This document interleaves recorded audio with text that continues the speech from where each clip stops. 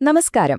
ഒരു നഴ്സ് എങ്ങനെയാണ് ഒരു രോഗിക്ക് ഏറ്റവും നല്ല പരിചരണം നൽകേണ്ടതെന്ന് തീരുമാനിക്കുന്നത്? നിങ്ങൾ എപ്പോഴെങ്കിലും ചിന്തിച്ചിട്ടുണ്ടോ? വെറുതെ തോന്നുന്നത് പോലെയല്ല, അതിനു പിന്നിൽ കൃത്യമായൊരു ശാസ്ത്രീയ വഴിയുണ്ട്. ആധുനിക നഴ്സിംഗിന് കരുത്തു പകരുന്ന ആ ഒരു സിസ്റ്റമാറ്റിക് പ്രോസസ്സിനെക്കുറിച്ചാണ് നമ്മളിന്ന് സംസാരിക്കാൻ പോകുന്നത്. അപ്പോ ഈ ചോദ്യത്തിനുത്തരം കണ്ടെത്തുന്നത് വെറും ഊഹങ്ങളുടെ അടിസ്ഥാനത്തിലല്ല. അതിനു പിന്നിൽ തെളിവുകൾ കണ്ടെത്താനുള്ള ഒരു ചിട്ടയായ യാത്ര തന്നെയുണ്ട്. ആ യാത്രയെയാണ് നമ്മൾ നഴ്സിംഗ് റീസെർച്ച് എന്ന് വിളിക്കുന്നത്. അതെ, ഈ നഴ്സിംഗ് റിസർച്ച് എന്ന് പറയുന്ന പ്രക്രിയയാണ് ഓരോ ചികിത്സാരീതിക്കും പിന്നിലുള്ള ആ ഒരു സയന്റിഫിക് ബേസ് നൽകുന്നത്. ശരിക്കും പറഞ്ഞാൽ എവിഡൻസ് ബേസ്ഡ് കെയർ, അതായത് തെളിവുകളെ അടിസ്ഥാനമാക്കിയുള്ള പരിചരണത്തിന്റെയൊക്കെ ഹൃദയം ഇതാണ്. അപ്പോ ഒരു ആശയം എങ്ങനെയാണ് ഒരു പൂർണ്ണഭരൻ ഗവേഷണമായി മാറുന്നത് നമുക്ക് നോക്കാം. പ്രധാനമായും 4 ഘട്ടങ്ങളായിട്ടാണ് ഈ യാത്ര മുന്നോട്ടു പോകുന്നത്. ആദ്യം ഒരു പഠനം എങ്ങനെ തുടങ്ങുന്നു എന്ന് നമ്മൾ കാണും. പിന്നെ അതെങ്ങനെയാണ് ഡിസൈൻ ചെയ്യുന്നത്, തെളിവുകൾ എങ്ങനെയാണ് കൈകാര്യം ചെയ്യുന്നത്, അവസാനം ഈ കിട്ടിയ അറിവ് എങ്ങനെയാണ് എല്ലാവരുമായി പങ്കുവയ്ക്കുന്നത് എന്നും നമ്മൾ ചർച്ച ചെയ്യും. ശരി, അപ്പൊ നമുക്ക് ആദ്യത്തെ ഭാഗത്തേക്ക് കിടക്കാം.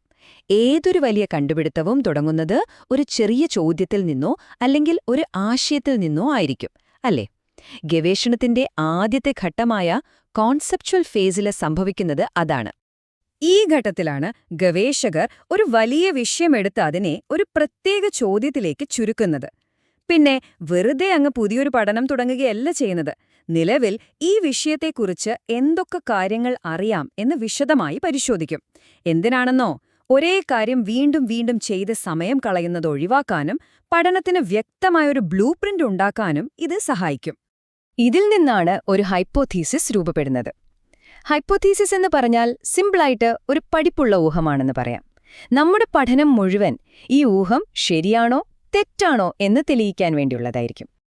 ഓക്കെ, അപ്പം നമ്മുടെ കയ്യിലൊരു നല്ല ചോദ്യമുണ്ട്. പക്ഷെ ചോദ്യം മാത്രം മതിയോ? പോരാ, അതിന് ഉത്തരം കണ്ടെത്താൻ നല്ലൊരു പ്ലാനും വേണം. അതാണ് ഗവേഷണത്തിന്റെ രണ്ടാമത്തെ ഘട്ടം, ഡിസൈൻ ആൻഡ് പ്ലാനിംഗ്. ഇത് ശരിക്കും ഒരു വീട് പണിയുന്നത് പോലെയാണ്.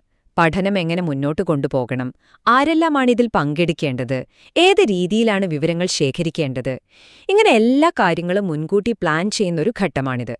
ഇവിടെ ഒരു ചെറിയ പിഴവ് പറ്റിയാൽ പോലും പഠനത്തിന്റെ ഫലത്തെ മൊത്തത്തിലത് ബാധിക്കും. സാധാരണയായി ഗവേഷണത്തിന് 2 പ്രധാന രീതികളുണ്ട്. ഒന്ന്, അക്കങ്ങളും സ്റ്റാറ്റിസ്റ്റിക്സും ഉപയോഗിക്കുന്ന ക്വാണ്ടിറ്റേറ്റീവ് റീസെർച്ച്. 2, ആളുകളുടെ അനുഭവങ്ങളും കഥകളുമൊക്കെ പഠിക്കുന്ന ക്വാളിറ്റേറ്റീവ് റീസെർച്ച്. രണ്ടിനും അതിൻ്റേതായ പ്രാധാന്യമുണ്ട്. പക്ഷെ നമ്മളിവിടെ ഫോക്കസ് ചെയ്യുന്നത് ഈ 5 ഘട്ടങ്ങളുള്ള ക്വാണ്ടിറ്റേറ്റീവ് പ്രോസസ്സിലാണ്. ഈ പ്ലാനിങ്ങിലെ ഏറ്റവും പ്രധാനപ്പെട്ട ഒരു കാര്യം എന്താണെന്നോ? ഈ ഗവേഷണത്തിൽ പങ്കെടുക്കുന്നത് മനുഷ്യരാണ്. അതുകൊണ്ട് അവരുടെ സുരക്ഷയും അവകാശങ്ങളും സംരക്ഷിക്കുക എന്നതിന് യാതൊരു വിട്ടുവീഴ്ചയുമില്ല. അവരിൽ നിന്ന് സമ്മതം വാങ്ങുന്നതും അവരുടെ വിവരങ്ങൾ രഹസ്യമായി സൂക്ഷിക്കുന്നതും ഈ പ്രക്രിയയുടെ നട്ടെല്ല് തന്നെയാണ്. അപ്പോ നമ്മുടെ പ്ലാനൊക്കെ സെറ്റായി. ഇനിയിപ്പോ കളത്തിലിറങ്ങാനുള്ള സമയാണ്. ഇവിടെയാണ് ഗവേഷകർ യഥാർത്ഥ ഡാറ്റ ശേഖരിക്കുന്നതും പിന്നീട് ആ അക്കങ്ങളെയും വിവരങ്ങളെയും അർത്ഥമുള്ള കണ്ടെത്തലുകളാക്കി മാറ്റുന്നതും. ഇതിന് നമുക്ക് 2 ഘട്ടങ്ങളായി തിരിക്കാം. അതിലെ ആദ്യത്തെ ഭാഗമാണ് എംപെരിക്കൽ ഫേസ്. നമ്മൾ ഉണ്ടാക്കിവെച്ച പ്ലാൻ ഇവിടെയാണ് നടപ്പിലാക്കുന്നത്. അതായത് റോ ഡേറ്റ വളരെ സൂക്ഷ്മതയോടെ ശേഖരിക്കുന്ന ഘട്ടം. ഒരു ഉദാഹരണത്തിന്, നിങ്ങൾ ഈ കാണുന്ന ടേബിൾ ഒന്ന് നോക്കൂ. ഇതാണ് റോ ഡേറ്റ എന്ന് പറയുന്നത്. ഇവിടെ ശ്വാസകോശ രോഗമുള്ള 2 ഗ്രൂപ്പ് രോഗികളുടെ പ്രായം, പുകവലി, അവരുപയോഗിക്കുന്ന മരുന്നുകൾ, ഇങ്ങനെയുള്ള വിവരങ്ങളുണ്ട്. ഒറ്റനോട്ടത്തിൽ നോക്കിയാൽ ഇവ വെറും കുറെ അക്കങ്ങളും വിവരങ്ങളും മാത്രമാണ്. ഇനി വരുന്നത് അനലിറ്റിക് ഫേസാണ്. വെറും അക്കങ്ങളായിട്ടിരുന്ന ഡേറ്റയെ സ്റ്റാറ്റിസ്റ്റിക്കൽ ടൂൾസൊക്കെ ഉപയോഗിച്ച് വിശകലനം ചെയ്ത് അതിൽ നിന്ന് അർത്ഥവത്തായ കണ്ടെത്തലുകൾ രൂപപ്പെടുത്തുന്നത് ഈ ഘട്ടത്തിലാണ്. അപ്പോ ഒരു ഗംഭീരൻ കണ്ടുപിടുത്തം നടത്തിയാൽ മാത്രം മതിയോ? പോരാ. ആ അറിവ് മറ്റുള്ളവരിലേക്ക് എത്തിയില്ലെങ്കിൽ പിന്നെ അതുകൊണ്ടൊരു പ്രയോജനവുമില്ല. അതാണ് നമ്മുടെ അവസാനത്തേതും ഒരുപക്ഷേ ഏറ്റവും പ്രധാനപ്പെട്ടതുമായ ഘട്ടം, ഡിസെമിനേഷൻ അഥവാ അറിവ് പങ്കുവയ്ക്കൽ. ഈ അവസാന ഘട്ടത്തിലാണ് ഗവേഷകർ അവരുടെ കണ്ടെത്തലുകൾ ലോകവുമായി പങ്കുവയ്ക്കുന്നത്. കാരണം ഓരോ പുതിയ പഠനവും നഴ്സിംഗ് എന്ന വലിയ വിജ്ഞാനശാഖയുടെ വളർച്ചയ്ക്ക് നൽകുന്ന ഒരു വിലപ്പെട്ട സംഭാവനയാണ്. ഇതിന് പല വഴികളുണ്ട്.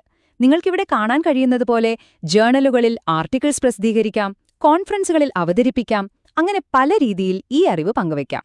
ലക്ഷ്യം ഒന്നുമാത്രം: ഈ കണ്ടെത്തലുകൾ വെറും പുസ്തകങ്ങളിൽ ഒതുങ്ങാതെ ക്ലാസ് മുറികളിലും ആശുപത്രികളിലും എത്തണം, അവിടെ മാറ്റങ്ങൾ കൊണ്ടുവരണം.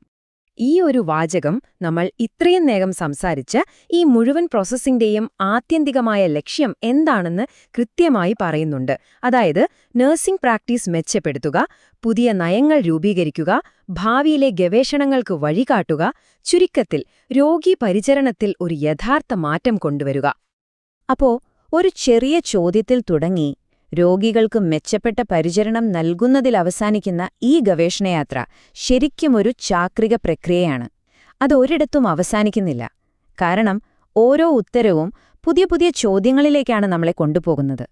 അപ്പോ നമ്മുടെ ആരോഗ്യരംഗത്ത് വലിയ മാറ്റങ്ങൾ കൊണ്ടുവരാൻ നഴ്സിംഗ് ഗവേഷണം അടുത്തതായി ഉത്തരം കണ്ടെത്തേണ്ട ആ വലിയ ചോദ്യം എന്തായിരിക്കും?